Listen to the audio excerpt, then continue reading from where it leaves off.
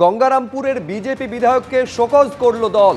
সুকান্ত মজুমদারকে নিশানা করায় বিজেপি বিধায়ককে শোকজ করা হয়েছে। এই হচ্ছে সেই শোকজের চিঠি, যেখানে দেখতে পাচ্ছেন একেবারে স্পষ্ট উল্লেখ করা হয়েছে যে সমাজ মাধ্যমে ভিডিও পোস্ট করে অনৈতিক মন্তব্য করে দলের সংবিধান বিরোধী মন্তব্য করেছেন, তাতে দলের ভাবমূর্তি নষ্ট হয়েছে।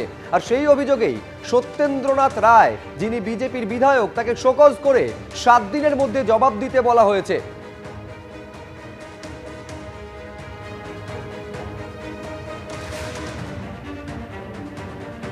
যে ফেসবুকে পোস্ট করেছিলেন, যেখানে এই কথা বলা হয়েছিল, আমার দলের কিছু নেতার সঙ্গে তৃণমূলের গোপন সম্পর্ক রয়েছে।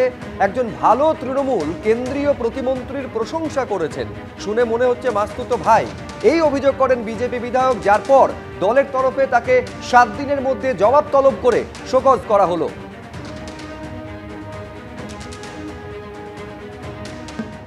কালীঘাট তৃণমূল থেকে আসা কিছু ভালো তৃণমূল নেতা আমাদের কিছু নেতার সঙ্গে গোপনে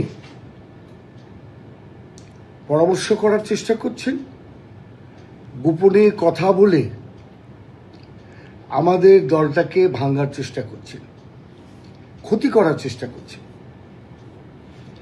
এবং আমি মনে করছি যে এটা মোটেই ঠিক হচ্ছে না। কে ক্যালকাটা ইউনিভার্সিটির ভাইস চ্যান্সেলর হবে সেটা সম্পূর্ণ গভর্নরের বিষয়, সরকারের বিষয়।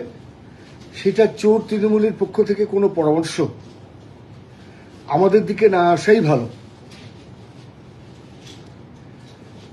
আমরা আমাদের মতো চলি, সেটাই ভালো। কিন্তু করার কিছু নেই। বাস্তব সত্যি যেটা, যে আমাদের কিছু নেতার সঙ্গে তৃণমূল নেতার গোপন সম্পর্ক আছে এবং এটা বহুদিন ধরে আছে। কাজে এর আমি ধিক্কার জানাচ্ছি।